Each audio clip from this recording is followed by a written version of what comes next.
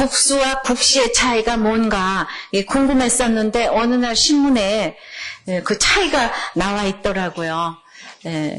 그래서 이제 아시는 분 계시겠지만은 제가 오늘 그 큰 차이를 가르쳐 드릴 테니까 들어보세요.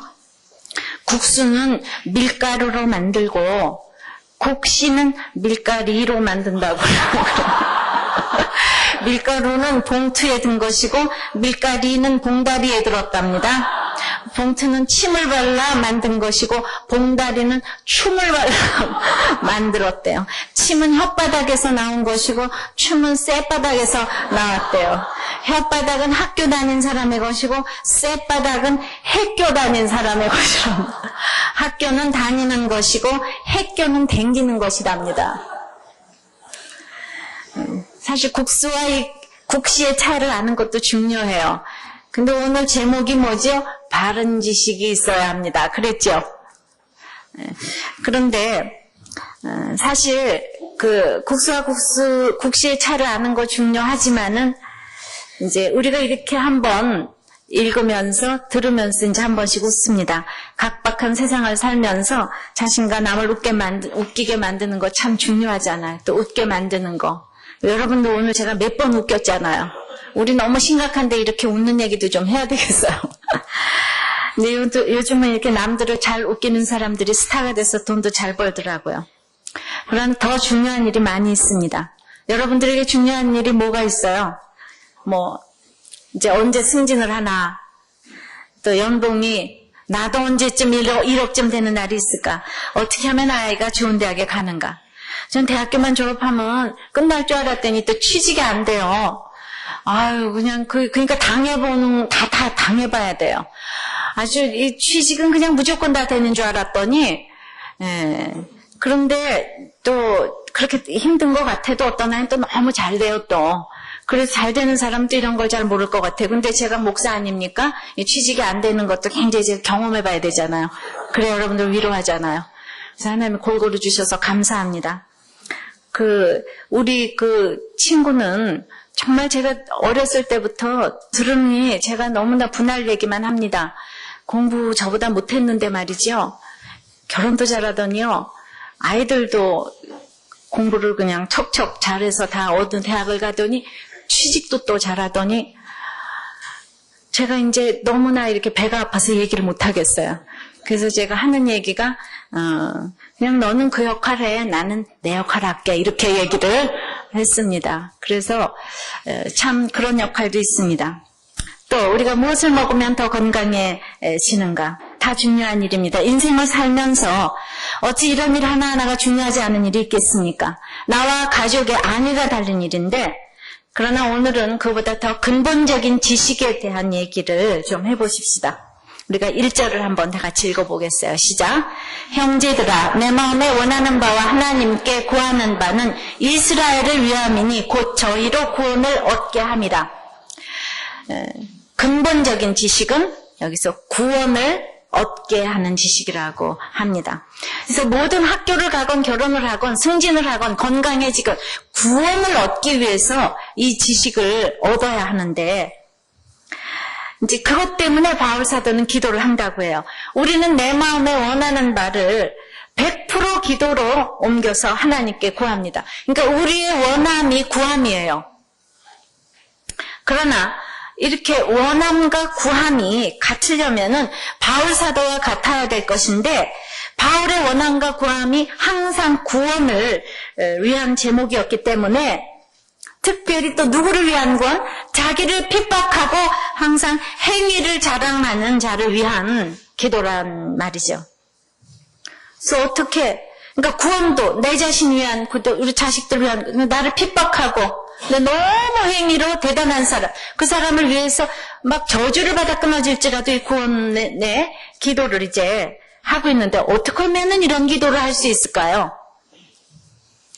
첫 번째 열심히 있다고 되는 게 아니라고 열심히 있다고 되는 게 아니라고 합니다. 바른 지식이 아니고 자기 의지를 따라 하는 이 열심은 문제를 해결하는 것이 아니라 더 복잡하게 만듭니다. 근데 그래서 2절에 이렇게 얘기하잖아요. 내가 증거하노니 저희가 하나님께 열심히 있으나 지식을 쫓은 것이 아니라 하나님의 의를 모르고 자기 의를 세우려고 힘써 하나님의 의를 복종치 아니하였느니라. 그러니까 열심히 그 하나님의 열심보다 지금 앞서는 열심이 있다고 합니다. 그래서 바른 지식이 아닌 이 자기 의지를 따라하는 열심이 뭐가 이렇게 더 복잡하게 만드는가. 자, 제가 말씀드리는 사람 중에 누가 1등이고 꼴찌인가 한번 여러분들이 채점을 매겨보세요. 첫째, 부지런하고 머리 좋은 리더. 두 번째, 부지런하고 머리 나쁜 리더. 세 번째, 게으르고 머리 좋은 리더. 네 번째, 게으르고 머리 나쁜 리더. 누가 1등이고 누가 꼴찌겠어요? 에? 세 번째가 뭐예요? 1등에? 아, 세상에 잘하시네요. 예. 오늘 얼굴 처음 본 것 같은데 아닌가? 예. 나중에는 제가 먼저 됩니다. 예. 꼴찌는요? 예? 예? 꼴찌. 꼴찌는 부지런하고 머리 나쁜 리더. 꼴찌. 그러니까 지식은 없는데 부지런한 사람은 가는 곳마다 일을 꼬이게 만들어요. 근데 이 1등 아까 말했던 게으르고 머리 좋은 사람은, 사람을 다루는 지식이 있는 사람은 자신이 다 해치우는 것이 아니라 다른 사람들에게 일을 맡길 줄 아는 리더이기 때문에 이 게으르고 머리 좋은 리더가 더 나은 리더십이라는 겁니다. 그러니까 알아야지 된다는 얘기 하잖아요. 지식이 있어야 된다고 하는 것. 우리가 9장에서 이스라엘이 다 이스라엘이 아니고 선택받은 자여야 하는데 그들이 이 선민의식에 젖어서 그 모든 축복을 많이 받았음에도 이렇게 불신앙으로 진노의 그릇으로 갈 수밖에 없지만 그래도 긍휼히 여겨서 남은 자가 있게 하시겠다고 했어요. 근데 10장에 와서 보니까 그 불신앙에다가 하나 더 해가지고 그들에게 아주 잘못된 열심이 있다는 거예요. 하나님의 열심보다 앞서는 열심이 있대요. 자, 우리가 구원을 받으면 다 열심이 있게 되죠. 그런데 이상한 열심이 있다고 합니다. 근데 그게 얼마나 힘든 건가 하면 오늘 이제 이 10장에 정말 이스라엘이 구원받지 못하는 이유가 이상한 열심 때문에 그렇다는 거예요.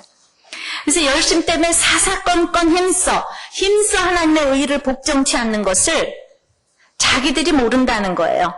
우리가 에스겔에 보면은 바벨론 포로 70년 가기 전에 그때도 굉장히 위기였잖아요.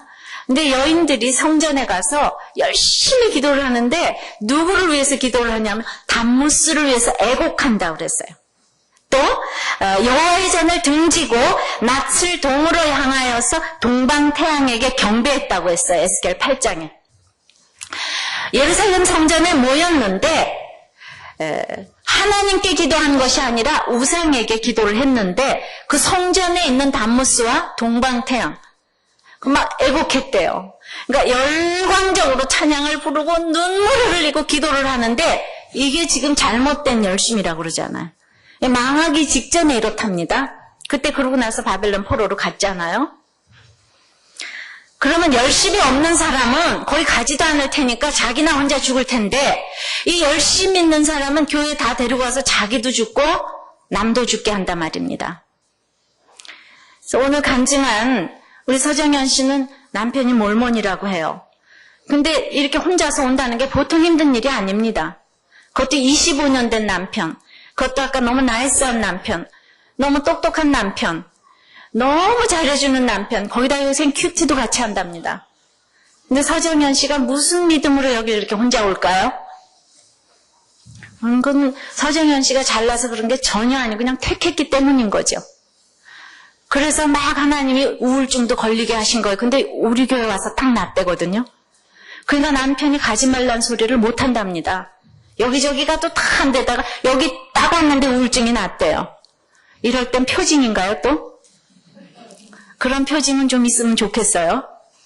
어쨌든 대단한 택함으로 그렇게 대단한 남편을 두고 그 남편은 여기까지 딱 데려다주고 그 다음에 또 이제 데리러 옵니다. 참 남편도 잘 두었어요. 자, 이단에 속한 자의 특징이 열심해요. 자기 돈 쓰고 먹여가면서 이 불신자보다는 이 신자를 대상으로 오직 빼내오는 것이 목적인 사람. 참으로 열심히 해요. 우린 그걸 생각하면 이단보다 열심히 참 없어요. 그래서 교회 안 나가는 사람이 자책감이라도 있는데 열심히 나가면서 하나님을 힘써 거역하는 사람들이 참 많다는 겁니다. 우리 오늘 세례를 베풀었는데 아까 10장 이 말씀을 읽었잖아요. 오늘 세례 베푸는 날 제가 이렇게 부활장 안 읽고 오늘 이제 계속 읽어오던 로마서를 읽습니다. 그런데 오늘 이 로마서의 그 수신 내용이 지금 로마 사람들을 위한 것이지만 특별히 9장서부터는 이스라엘을 향한 이 내용이에요. 우리 예수 열심히 잘 믿는 사람들. 이 잘 믿는 사람들을 향하여서 왜 우리들 교회가 이렇게 강남구 한복판 대치동에 교회가 세워졌을까? 이렇게 연약한 교회가. 그리고 오늘 세례를 베푸는데 우리 10장 이 말씀을 이렇게 정말 보통 세례 베풀 때 이 말씀을 많이 읽습니다. 우리가 교회 나가면서 이상한 열심이 많은 그런 이 시대에 바벨론 포로 갈 때도 교회가 너무나 많았고 루터가 종교개혁할 때도 교회가 조그만 소도시의 기도 처소가 200군데 이상 됐을 때 가장 이제 이상한 열심이 많았다는 겁니다. 얼만큼 열심이고 이상한가 하면요. 6절을 좀 보세요. 다 같이 읽어보세요.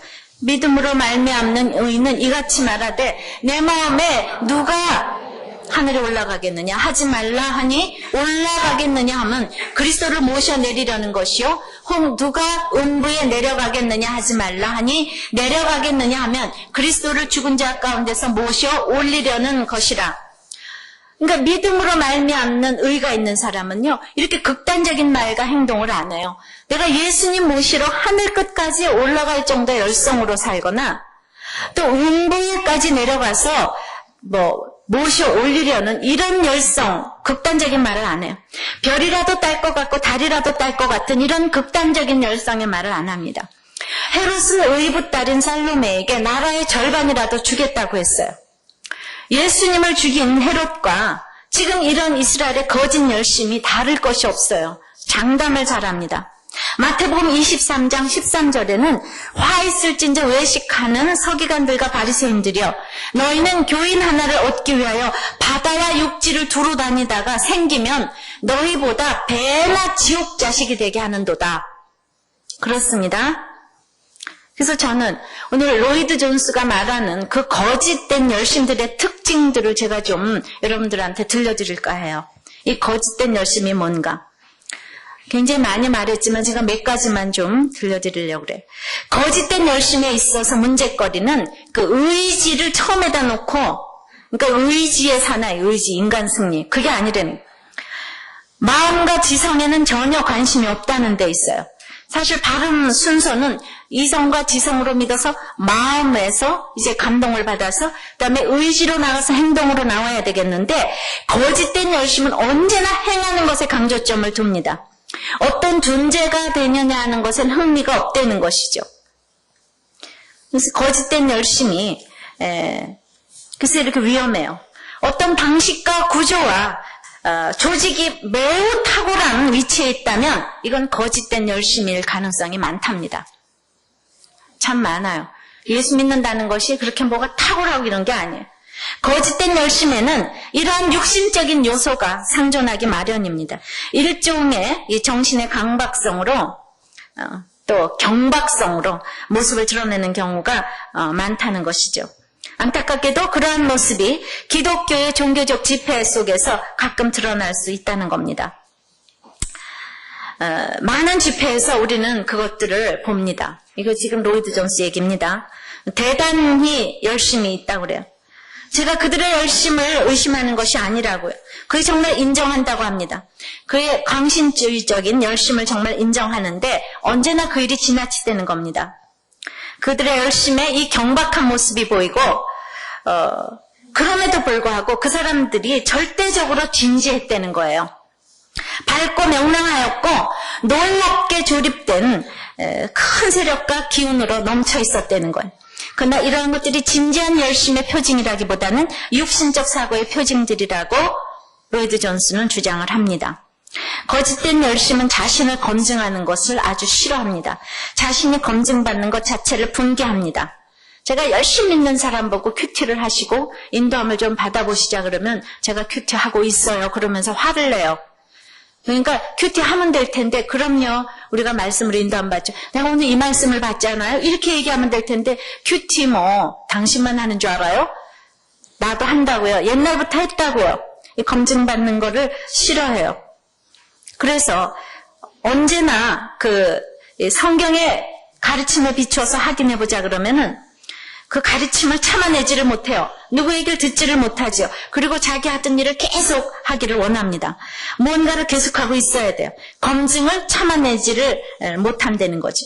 자, 거짓된 열심은 1차적으로 그것이 선전하고 있는 것이 진리냐보다는 그것이 성공하느냐에 관심을 가지고 있습니다. 또 거짓된 열심은 균형의 결핍을 가져왔다고 합니다. 이 다른 건 관심이 없어요. 이제 오직 복음전도 이거밖에 몰라요. 또 예언 그거밖에 모릅니다. 또 신유 그거밖에 모르고 그래서 그것만 강조하는 거. 온 힘을 다해서 한 가지만 강조하는 이것이 이단들이 그와 같은 고통을 많이 안고 있는데 이단의 특징이 틀린 게 아니라 균형을 상실했어요. 구원파는 구원만 강조를 합니다.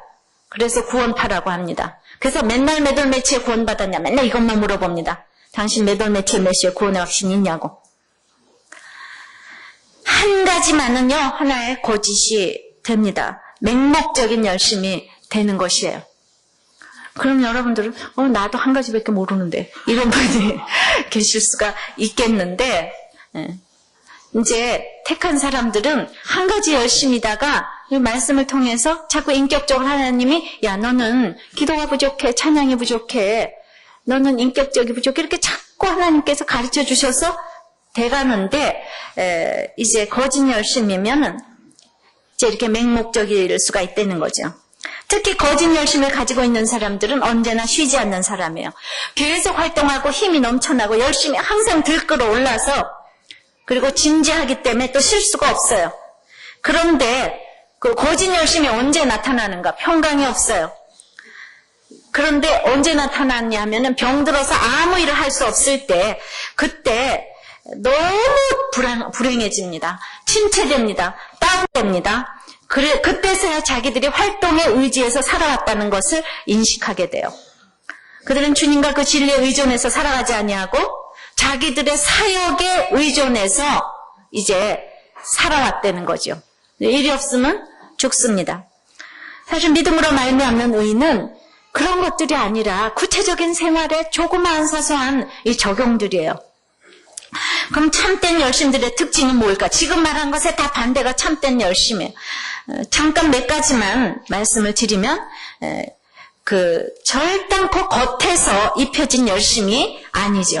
또 언제나 그 존재의 결과예요. 됨됨이의 결과예요.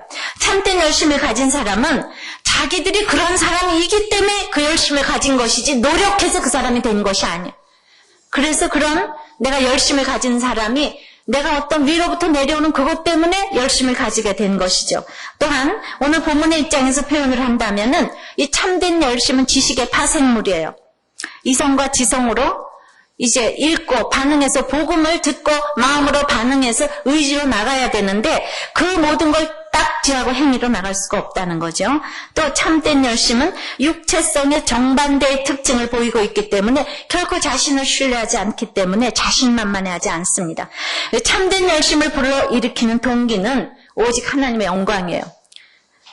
그리스도의 사랑이 우리를 강권하기 때문에 하는 거예요. 내가 쓰임받았다는 것 때문에 너무 감사한 것입니다. 이것 위의 열심은 다 거짓 열심이라고 할 수 있어요. 그렇기 때문에 이제 우리는 참된 열심, 거짓된 열심, 이 바른 지식을 가져야 되겠는데 두 번째는 그래서 바른 지식이 필요합니다. 아까 열심으로 되는 것이 아니라 그랬죠. 바른 지식이 필요합니다. 자, 교회에도 마케팅 이론이 필요하다고 합니다. 그래서 교회도 조직이기 때문에 경영 이론의 적용도 필요하고 복음 전파도 마케팅 이론의 도움을 받을 수가 있어요. 그런데 오늘날 많은 교회가 세속화되어가는 이유가 또 이런 것 때문이기도 해요. 굉장히 그 경영 기법으로 교회를 운영하기 때문에 교회는 세상이 생각하는 거하고 아주 다른 이 성령의 공동체이기 때문에 그래서 아무것도 없고 돈도 없고 없어도 할란땅하고 빚진 자들이 모이는데 경영 기법 가지고 안 되는 것이 있습니다. 그렇기 때문에 우리가 바른 지식이 필요해요. 자, 명태와 마누라는 두들겨 패야 한다. 이게 바른 지식입니까? 하나님께서 주신 돕는 배필이라는 이러한 지식이 없으니까 이런 소리를 합니다. 제가 여기 나이 많으신 80 넘으신 집사님을 모시고 제가 며칠 전에 전도를 갔는데 그 마나님께서 지금 치매로 그렇게 누워 계셔서 정신이 하나도 없고 80이 넘으셨잖아요. 그 오랫동안 지금 병간호를 하셔야 돼요. 근데도 눈물을 흘리시면서 내가 천국이 있어서 다시 결혼을 하면 우리 집사람하고 하시겠다고 이렇게 얘기를 하시더라고요. 그분은 교회 오신 지 지금 1년도 안 됐는데 80이 넘었는데 근데 오랫동안 교회 다닌 사람도 안 그러거든요. 이렇게 오래 병 아프면 언제 가나 응? 빨리 안 가나 이러는데 그날 그 마나님 때문에 막 3번이나 우시는 거예요. 그래서 저분이 저게 성품일까 믿음일까 생각을 했는데 그날 믿음이라는 걸 알았어요. 예. 한 3군데를 제가 전도를 하는데 모시고 다녔는데 어찌나 정말 그 전도를 잘하시던지 앞으로 노인 사역을 맡기려고 지금 차도 있고 그러시기 때문에 노인분들 전도하실 일 있으면 부탁해 주세요. 제가 전도사님으로 좀 파송을 해드리겠어요. 확실하게 전도를 하시더라고요. 그러니까 어떤 사람이 이렇게 마누라는 두들겨 패야 한다 이러는데 이 바른 지식이 없기 때문에 이런 얘기를 하는 거죠. 하나님께서 주신 돕는 배필인데 또 부부싸움은 칼로 물베기다. 이거 맞는 얘기입니까? 이것도 무심한 남편들이 만든 얘기일 가능성이 많아요. 어떤 싸움이나 칼로 물베기가 아니고 칼로 다 피내기입니다. 바른 지식은 배우자들이 예수님께서 교회를 위해서 목숨을 내어주신 것처럼 사랑하라고 말씀하십니다. 안 싸우면 제일 좋지만 싸우게 되더라도 할 말 안 할 말 가려서 해야 되고 아이들이 어떻게 느끼나 살펴야 하고 빨리 화해를 모색해야 하고 얼마나 조심해야 되는 것들이 많은지 몰라요. 그런데 오늘 3절 보니까 하나님의 의를 모르고 자기 의를 세우려고 힘써 하나님의 의를 복종치 아니하였어요. 처럼 지식이 없는 열심은 자기 의, 자기 자랑이 됩니다. 하나님이 무엇을 요구하시는지 모르기 때문에 열심이 있으나 버림을 받게 되는 거예요. 우리 아들이 지금 돈을 못 벌잖아요. 근데 내 돈으로 우리 아들이 저한테 비싼 선물을 하면 제가 기분이 좋겠습니까? 그런데 더 나가서 이 아들이 자기가 내 돈 가지고 선물해놓고 막 자랑을 한다면 이게 얼마나 우습겠습니까? 이게 바로 그거예요. 하나님의 의를 모르고 자기 의를 세우려고 힘써 복종치 아니하는 거예요. 내 뜻에 하나님의 뜻을 맞추려 하지 말아야 합니다. 근데 유교 문화에 길들여져 있기 때문에 내 마음대로 어머니를 사랑하는 거예요. 정해져 있어요. 그리고 복종치 않는 것이 자기 의를 세우는 것입니다. 결국 자기를 드러내려고 해요. 대충 이럴 거다 이게 아니에요. 어떤 사람은 선물을 많이 갖다 줘야지 또 효도일 수가 있어요. 사랑일 수가 있어요. 근데 그 돈이 어디에서부터 나오는가 이게 중요하잖아요. 마찬가지입니다. 이게 하나님도 이게 우리가 항상 주제를 알아야 되는데 그러면은 이 8절에 옳은 열심을 내려면은 이 바른 지식이 있어야지 돼요. 그래서 8절에 그러면 무엇을 말하느냐? 말씀이 내게 가까워 내 입에 있으며 내 마음에 있다 하였으니 곧 우리가 전파하는 믿음의 말씀이라. 그러니까 말씀이 가까워서 날마다 하나님과 마주 앉는 것이야말로 바른 지식을 얻는 지름길이에요. 이 큐티 묵상을 안 하면 우리는 종교심으로 살 수밖에 없어요. 칠성님 믿는 거하고 똑같은 종교심으로 살 수밖에 없습니다. 정확한 약도가 있는데 그것을 보기 싫어서 날마다 이 사람 저 사람에게 물어서 돌아간다면 얼마나 시간 낭비입니까? 이 약도인 성경이 있는데 말입니다. 신앙생활 하면서 얼마나 여기저기를 돌아다녔습니까? 기도도 받으러 다니고 뭐 신유 방언서부터 좋다는 데는 여기저기 다녔습니다. 그러나 지금은 정말 내 안에 말씀으로 계심을 느끼고 있어요. 우리가 말씀이 없고 말씀을 모르기 때문에 말씀으로 내 말을 해야 하는데 말씀이 없기 때문에 누가 복음이 아니라 내가 복음을 그렇게 하는 거예요. 그럼 바른 지식은 뭔가? 세 번째는 바른 지식은 그리스도 예수님을 아는 것입니다. 4절입니다. 다 같이 읽어보겠어요? 그리스도는 모든 믿는 자에게 의를 이루기 위하여 율법의 마침이 되시니라. 그러니까 예수님이 임하시면 이 율법으로 대하고 있던 얽매였던 것에서 율법을 저절로 지키고 싶은 인생이 되게 해요. 무슨 말입니까? 가정에도 법이 있어요. 부부간에도 법이 있어요. 부모 자식 간에도 법이 있어요. 성경에 법이 있어요. 교회도 법이 있어요. 나라에도 법이 있어요. 그런데 이게 예수님이 임하시지 않으면 다 율법의 얽매였어요. 그래서 싫어요. 왜 늦게 일찍 들어오라고 그래? 뭘 이걸 먹으라고 그래? 성경은 뭐 왜 안식일을 지키라고 그래? 다 싫습니다. 법이 얽매였어요. 그런데 내 사건에서 예수님이 임하면 그 누구를 대하든지 간에 끝이 그리스도여야 해요. 내가 있으므로 내 부모가, 내 배우자가, 내 자식이, 시댁이, 친정이, 회사가, 인간관계가 살아나는 것이 바로 그것이에요. 어떻게 해요? 안 믿는 사람이 죽었다가 깨어나도 못할 적용을 함으로. 그러니까 그리스도의 십자가를 길러 놓음으로. 그러니까 율법으로가 아니라 내가 죽어지면은 끝나는 거죠. 내가 그 사람이 율법을 지키기 위하여서 내가 죽어지면 되는 거예요. 지켜라 하지 말고 내가 딱 죽어지면 돼. 예를 들어서 재산 문제, 부모 모시기 등에서 이 그리스도가 마침이 되면 모든 식구에게 의를 이루는 거예요. 누구 한 사람이 죽으면 그것이 옳다는 거죠. 내가 죽으면은 율법이 마침이, 그리스도가 나에게 임하면은 율법이 마침이기 때문에 이러고 저러고 법이 필요 없어요. 왜? 그리스도는 사랑이기 때문에, 사랑은 마침이 되기 때문에 식구가 구원될 길이 보이는 겁니다. 인간에겐 의가 없어요. 오직 죄가 있을 뿐이에요. 그런데 날마다 은혜를 받고도 누가 도덕적으로 옳으냐 그러냐만 따지는 거. 이게 율법으로 돌아가는 길이에요. 예수 믿고 나서도 지금 5절에도 모세가 기록하되 율법으로 말미암는 의를 행하는 사람은 그 의로 살리라 하였거니와 우리가 은혜로 구원을 얻었어요. 그런데 그 이후에 자꾸 율법으로 돌아갑니다. 율법을 모두 지키는 사람은 그 의로 살겠지만은 그런 사람은 한 명도 없다는 것이 성경 전체의 주제입니다. 율법을 지킬 사람이 없어요. 내 힘으로 남편을, 부모를 사랑할 사람이 한 명도 없다는 거예요. 자녀를 아무도 사랑할 수가 없어요. 그래서 성경도 안 보고 하는데 뭐가 행위가 옳다 그런 사람이 없다는 겁니다. 그래서 지금 계속 이스라엘이 잘난 척하다가 지금 실패했다는 거예요. 그러면 너희들 이제 구원을 못 받는다. 바울이 너무 안타까워서 계속 설명을 하는 거예요.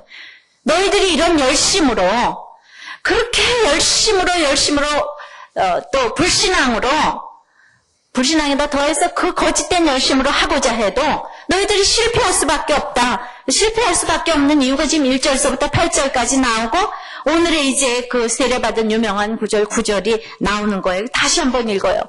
내가 만일 9절 내 입으로 예수를 주로 시인하며 또 하나님께서 그를 죽은 자 가운데서 살리신 것을 내 마음에 믿으면 구원을 얻으리니 사람이 마음으로 믿어 의에 이르고 입으로 시인하여 구원에 이르느니라. 그러니까 잘못된 열심으로가 아니라 하나님의 열심보다 앞서는 열심으로가 아니라 믿기만 하면 구원을 얻는다는 것입니다. 믿기만 하면. 그러니까 입으로 시인하는 것이 강조가 아니라 예수를 주로 시인하는 것이 중요해요. 기도는 하면서 주인 자리는 예수님에게 내어놓지를 않아요. 노예와 주인 사이는 주인이 바뀔 수가 있지만은 예수님께서 나의 주인이 되면은 절대로 주인이 바뀌지를 않습니다. 자, 죽은 자 가운데서 살리신 것이 무엇입니까? 이 살리셨다는 게 뭐예요? 이 부활이 없다고 하는 사람은요, 무덤이 없는 것으로 증명을 했어요. 이 세상 역사 가운데서 존경하는 사람들일수록 무덤을 크게 만듭니다. 제가 영국에 가봐도 이 셰익스피어나 무슨 에밀리 브론테 이 사람들의 묘지가 교회 안에 있어요. 근데 유명한 사람들은 다 교회 안에 묻었어요. 로마 국교로 공인되고 나서 예수님 태어난 곳이라든가 무슨 설교하시던 곳, 그런 곳만 돼도 다 거기다 교회를 세웠어요. 만약에 예수님이 시체를 남겼다면 큰일 날 뻔했어요. 지금 전 세계에서 거기 맨날 갔을 거예요. 예수님 시신 보러. 석가모니는 죽을 때 나를 태우라 그래서 태우고 났는데 사리가 나왔어요. 근데 그 사리 하나씩 넣고 사원 하나씩을 세웠는데 거기를 다 참배를 하러 가지요. 아무리 사원과 탑에 석가모니의 머리카락과 손톱을 넣었다고 해도 그건 죽었다는 증거잖아요. 죽었으니까 손톱이 있고 머리카락이 있는 거죠. 예수님은 부활하셔서 승천하셨기 때문에 비교가 안 돼요. 우리가 아무리 유교, 공자, 맹자가 거룩하게 살았다고 해도 이 죽으면 효력을 잃습니다. 부활이 왜 중요합니까? 살아있기 때문에 효력이 있는 것이에요. 몸으로 부활하고 오늘날까지 살아있는 분은 예수님밖에 없습니다.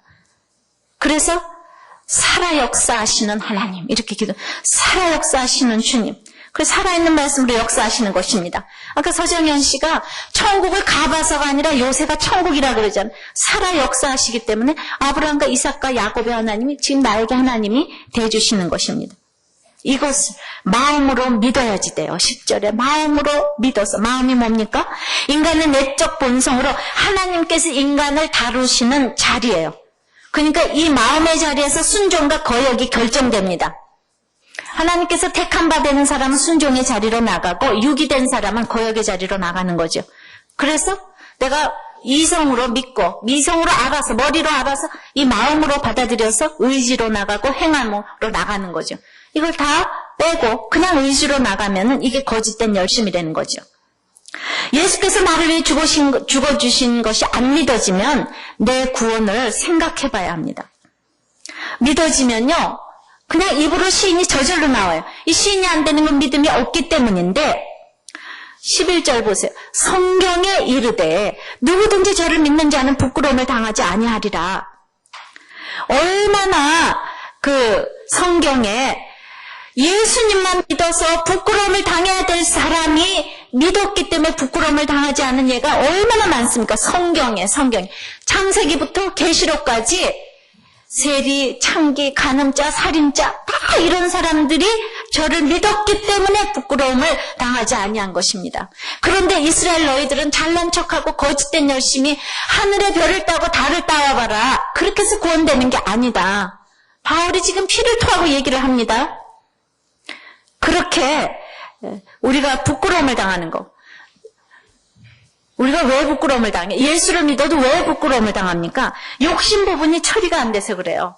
제가 보니까 그 퀴즈의 달인이라는 프로가 있더라고요. 아시죠? 그래가지고 1단계부터 10단계까지 하는데 5단계까지는 객관식이고 6단계에서부터는 주관식입니다. 근데 그냥 상금이 2천만 원이에요. 그러니까 문제 하나 풀을 때마다 막 100만 원, 200만 원이 늘어갑니다. 그래서 그걸 타려고 말이죠. 그냥 곳곳에서 올라옵니다. 10단계까지 가는 사람들은 그건 문제가 안 돼요. 그런데 다 소개를 합니다. 누굽니까? 애인입니다. 어머니입니다. 시골에서 상경했어요. 그거 풀으려고. 근데 객관식 1단계에서부터 떨어지는 사람이 있어요. 응? 광주가 직하시냐, 특별시냐, 이런 거. 근데 그런 것도 떨어지는 사람이 거기를 왜 일가족을 다 데리고 올라와서 그 창피를 당하냐 이 말입니다. 그건 정말 자기 욕심 때문에 부끄러움을 당하는 거예요. 이런 거를 부끄러움을 안 당한다는 거 아니에요. 그런 건 안 나오셔야 돼요. 응? 특별시 정도는 알아야 돼요. 응? 그런데 부끄러움을 당하는 거는 12절에 유대인이나 헬라인이나 차별이 없다고 그랬어요. 이방인이나 지금 처음 믿는 사람이나 아까 그랬어요. 제가 게으르고 무슨 어떤 리더 처음 왔던 분이 답을 딱 말하잖아요. 여러분은 모르는데. 그러니까 헬라인이고 유대인이고 먼저 믿은 사람이고 늦게 믿은 사람이고 차별이 없어요. 우리가 이 부활의 주님을 경험치 못하기 때문에 부르지 않고 부끄러움을 당하는 거예요. 또 한 주께서 모든 사람의 주가 되사 저를 부르는 모든 사람에게 부여하시도다. 우리가 한 주께서 모든 사람의 주가 되시기 때문에 감히 누구의 믿음을 가지고 우리는 다른 사람의 신앙을 인정해야 돼요.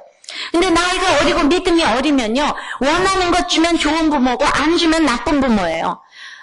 그러니까 밤중에 마음대로 나갔다더라도 아무 말도 안 해야 좋은 부인이고, 또 돈도 많이 줘야지 좋은 부모이고, 안 주면 나쁜 부모이고 이렇습니다. 커갈수록 다른 사람이 보는 우리 부모를 인정해야지 되는데, 다른 사람이 우리 부모를 인정하면은 자식이 나도 인정을 해야지 되는데, 이게 불구자가 됐고 어디가 덜 떨어진 사람은 아무리 자기 부모를 인정을 해도 본인만 인정을 안 해. 그래서 맨날 돈 내놔라, 돈 내놔라. 부모한테서 돈을 줘야 될 거 아니냐, 이 얘기밖에 할 줄 아는 말이 없습니다. 참 불행한 일이에요. 그래서 우린 다른 사람을 좀 인정해야 되는데, 좀 집안 식구부터 좀 인정하시기를 바랍니다. 집안 식구의 믿음부터 좀 인정하시기를 바라요. 제가 정말 그 인정한다는 거, 이거 참, 이게 정말 지혜가 아닌가 싶어요. 제가 아까 우리 할아버지 집사님, 제가 너무나 감동되는 일을 들었어요. 제가 어디를 전도를 하러 갔는가? 며느리의 친정오빠에게 전도를 하러 갔어요. 큰 며느리의 친정오빠, 그러니까 사돈 아니에요? 근데 친정오빠니까 어린 사람이지만 70이죠. 예. 그런데 전도를 하러 갔어요. 근데 이 친정오빠가 예수를 안 믿지요. 아주 강한 사람이에요. 80이 넘고 허연 할아버지가 겉도 더군다나 시댁에서 아주 호강을 시켜주는 며느리 아니겠어요?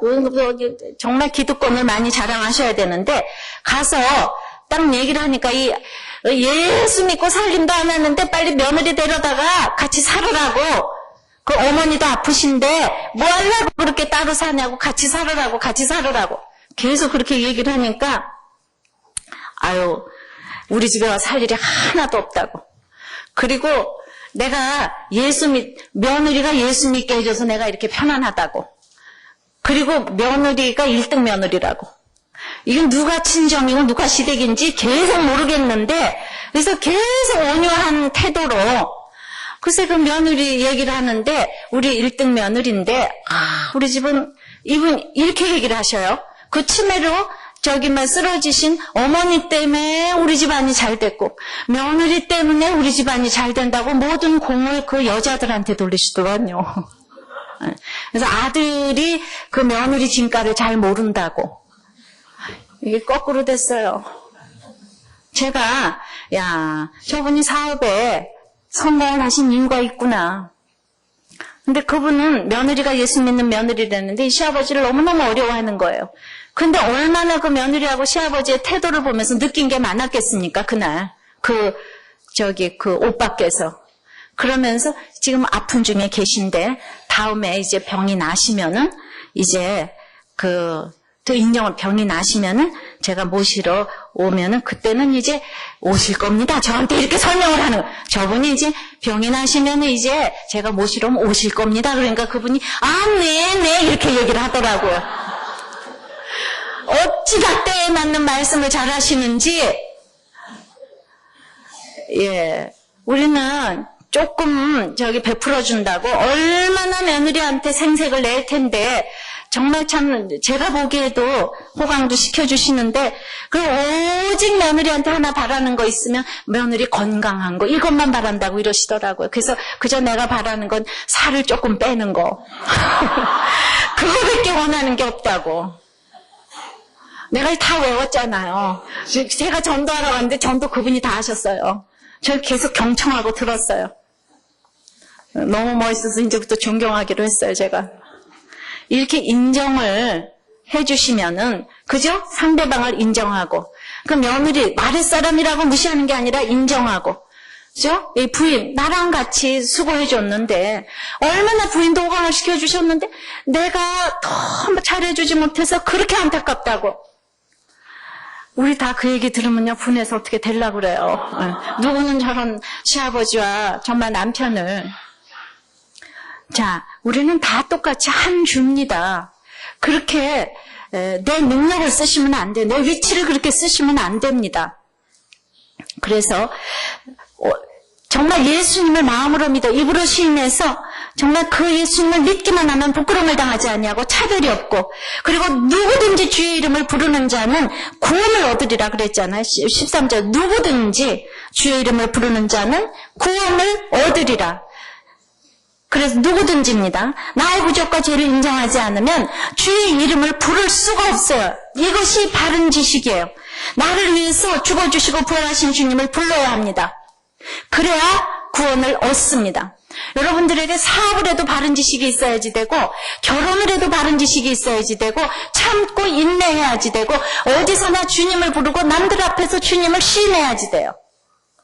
제가 날마다 힘든 얘기만 이렇게 했는데, 오늘은 제가 남자 집사님 얘기를 하나 간증을 좀, 또 우리들 교회 집사님 얘기를 이 바른 지식으로 적용하신 남자 집사님 얘기를 하나 들려드릴까 합니다. 저는 25년째 설계사무소를 경영하고 있는 사람입니다.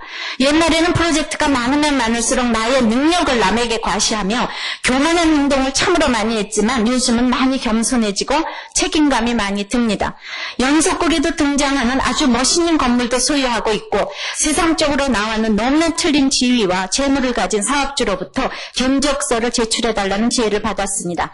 저는 처음 이 프로젝트의 견적서를 제출할 때 다른 똑같은 일보다 조금 많게 26억을 제출해서 냈습니다.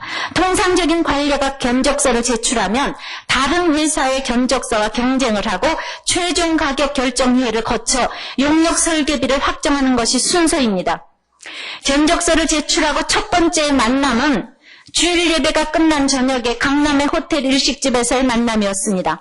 명함을 주고받으며 나에게 이것저것 그 회장님은 물어보셨습니다. 그런데 용역비가 비싸다 싸다 하는 말은 일체 없고 일의 진행 과정에 대해서만 물어보십니다. 나의 속마음은 답답하고 궁금하지만 나 역시 용역비에 대한 말을 먼저 꺼내지 않고 그렇게 식사만 하고 헤어졌습니다. 헤어져 돌아오면서 나는 나의 용역비가 너무 비싼 것이 아닌가, 다른 회사는 얼마의 견적서를 제출했을까 하는 많은 생각 속에 하나님의 뜻이 있겠지 하며 잊어버렸습니다. 한참 후에 그 회장님이 회사로 오라는 연락을 했습니다. 그 회장님과 담당 전무가 같이 참석한 가운데 또다시 일에 대한 모든 과정을 물어봅니다. 그런데 또 용역비에 대한 말은 일체 없었습니다. 수제비로 점심을 먹고 또다시 회의를 하며 일에 대한 지난번과 같은 말을 또 물으십니다. 그리고는 담당 전무에게 이 한 사장님에게 계약을 시켜주시지요 라고 지시하니 그 전무는 용역비는 얼마로 할까요? 하고 물었습니다. 견적서를 낸 금액 그대로 가격 조정 없이 시행하라고 하였습니다. 또한 앞으로 이 사업의 모든 것을 우리 회사를 대표해서 총괄할 수 있게 우리 회사의 건설본부장 명함을 갖고 다니게 하며 전무가 담당하고 있던 일도 한 사장에게 맡기라고 지시하였습니다. 또한 계약한 설계 용역비 외에 그 한 사장님이 관련 부서의 관공서 사람을 만나면서 드는 비용 및 사업을 진행시키는 데 필요한 자금을 별도 지급하라는 상당히 파격적인 지시를 하였습니다. 저는 지금 설계 용역비의 선급금을 받고 그 외 업무 추진에 필요한 명목으로 3억이란 돈을 받아놓고 있지만 받은 지 3개월이 되도록 단돈 1원도 쓰지 않고 있습니다. 모든 것을 다 맡기고 신뢰한다는 말에 더욱더 책임을 느끼며 아직은 본격적으로 관련 부서의 사람을 만나지 않고 있기에 개인적으로 이 돈을 유용할 수 없다는 생각에 쓰지 않고 있습니다. 담당 전무는 자기가 회장님을 20년 모셨지만 이런 일은 처음 있는 일이고 다른 회사의 견적도 받지도 않았다고 합니다. 저는 많은 생각을 합니다. 내가 외적으로 나타낸 것은 교회 다니고 있고 월요일 저녁은 제자 훈련을 받기 때문에 모든 스케줄을 잡을 수 없다고 말한 것과 이 사업 계획에 대하여 앞으로 진행시키는 데 있어서의 정직한 일 처리 과정과 객관적인 나의 의견만 열심히 설명한 것 밖에는 없는데 이것이 밖에는입니까?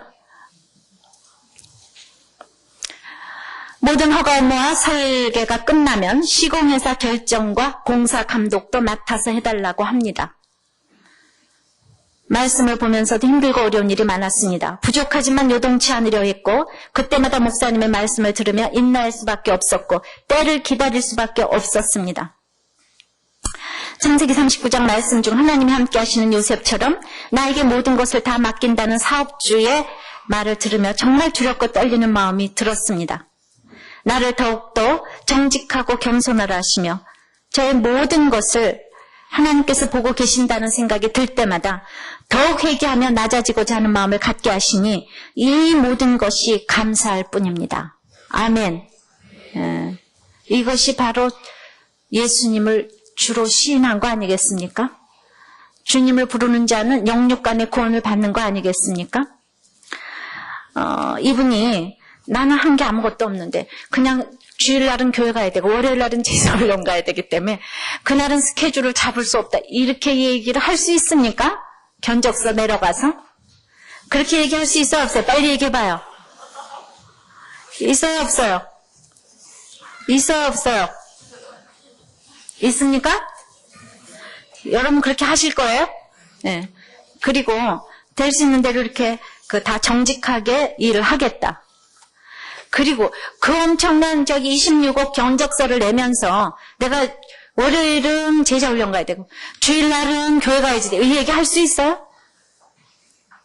이것 때문에 다른 회사 견적 1절 받지도 않냐고 가격 1원도 안 깎고 해주신 거 아니에요.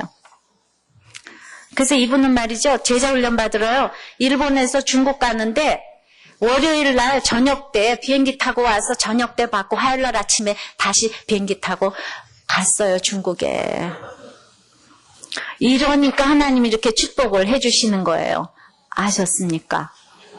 이렇게 우리가 날마다 환난당하고 빚진 자만 얘기하니까 우리들 교회는 다 그런 사람만 있는가 해서 제가 오늘은 26억을 얘기를 했습니다.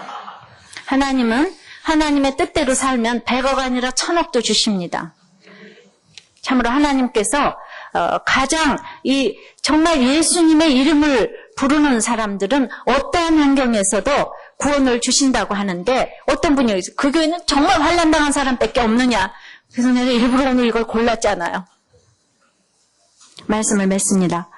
구원의 지식만이 바른 지식이에요. 그리고 나의 원함과 하나님께 기도하고 구하는 이 구함이 일치하게 해달라고 기도하셔야 합니다. 거짓된 열심이 아니라 옳은 열심으로 살게 해달라고 기도해야 합니다. 나의 열심이 하나님의 열심보다 앞서지 않게 해달라고 기도해야 돼요. 정말 우리 가운데 바른 지식이 있기를 원합니다. 예수님이 죽은 자 가운데서 살아나신 것을 믿는 것이 바른 지식입니다. 누구든지 주의 이름을 불러서 이 구원을 얻기를 원한다고 우리 다 같이 기도하시기 바랍니다. 다 잠깐 정말 간절하게 예수님을 믿지 않는 사람들 믿게 해달라고 기도하시고 기도합니다. 하나님 아버지, 참으로 이스라엘의 구원을 향하여서 바울이 애통하고 기도했던 것처럼 정말 이 구원의 지식, 이 바른 지식을 저희들이 갖기를 원합니다. 주님, 그러나 저희들은 참으로 거짓된 열심, 나도 모르는 나의 의의를 세우는 것들 얼마나 많은지 모릅니다. 아버지 하나님, 율법의 마침은 오직 그리스도밖에는 없다고 했는데 내 사건마다 아버지 하나님 그리스도를 십자가로 놓고 이제 참으로 내가 죽어지면은 모든 것이 끝나지 않겠습니까? 그러기 위하여서 우리가 올바른 지식, 정말 말씀을 열심히 묵상하며 아버지 진실로 정말 헛된 열심으로 별됐다고 달됐다고가 아니라 참으로 예수를 죽은 자 가운데서 다시 살려낸 것을 마음의 믿음으로 아버지 의를 이루고 입으로 신어서 구원을 잇는 역사가 일어나게 도와주시옵소서. 아버지 하나님, 참으로 믿음은 부끄러움이 없는 것이고 차별이 없는 것이고 누구든지 주의 이름을 부르는 자는 구원을 얻으리라 하셨사오니 이 구원의 축복이 여러분들 가운데 일어날 수 있도록 주님이 인도하여 주시옵소서. 어떠한 경우에도 주님을 신하게 도와주시옵소서. 주님을 부르게 도와주시옵소서. 아버지 하나님, 정말 구원의 축복이 일어나게 도와주시옵소서. 바른 지식을 가질 수 있도록 주님 도와주시옵소서. 하나님 아버지, 바울의 원함과 구함은 항상 구원을 이루는 지식이었습니다. 주님, 우리의 원함과 구함이 바울 사도의 원함과 구함처럼 항상 정말 내 식구들과 주님을 모르는 사람들의 구원을 위한 그런 지식이 되기를 간절히 원합니다. 그러나 교회를 오래 다녔지만은 우리는 아직도 너무나 하나님의 열심보다 지나친 별이라도 딸 것 같고 하늘 끝까지 영복 끝까지 가서 예수님을 모셔오려는 그런 열성으로 우리는 참으로 존재보다는 정말 행하는 것에 모든 것을 두고 있는 내가 무엇인가 될 것 같은 정말 그런 열심을 가지고 있지만은 주님 오늘 율법으로 구원을 얻지 못한다고 합니다. 주님 율법의 마침이 되시는 그리스도가 임하게 도와주시옵소서. 내 사건마다 예수님을 십자가를 길로 놓고 걸어갈 때에 아버지 하나님 우리 집안에 구원의 길이 열릴 줄 믿습니다. 십자가를 지게 도와주시옵소서. 나 한 사람은 십자가 질 때 우리 집에 마침이 옵니다. 끝이 옵니다. 주님 그러기 위해서 바른 지식을 가지기를 원합니다. 말씀을 묵상할 때 깨닫게 도와주시옵소서. 이제 헛된 열심을 부리지 않게 도와주시옵소서. 예수가 나를 위해서 죽어주시고 부활하신 것을 이것을 믿기만 하면 아버지 마음으로 믿어 정말 의에 이르고 입으로 시인해서 구원에 이른다고 했는데 아버지 부활의 주님이 믿어질 수 있도록 역사하여 주시옵소서. 아버지 참으로 부활의 주님이 믿어진다면 이제 믿는 자는 부끄러움을 당치 아니한다고 했고 차별이 없다고 했습니다. 주님 누구든지 주의 이름을 부르는 자는 구원을 얻는다고 했사오니 어떤 환경에서도 주의 이름을 부름으로 말미암아 한 주 되시는 주님께서 우리를 구원으로 이끌어 주실 것을 믿습니다. 어떠한 환경에서든지 주님 우리가 주님의 이름을 부르고 구원을 얻는 역사가 일어날 수 있도록 주님 역사하여 주시옵소서. 감사합니다. 예수님 이름으로 기도합나이다. 아멘.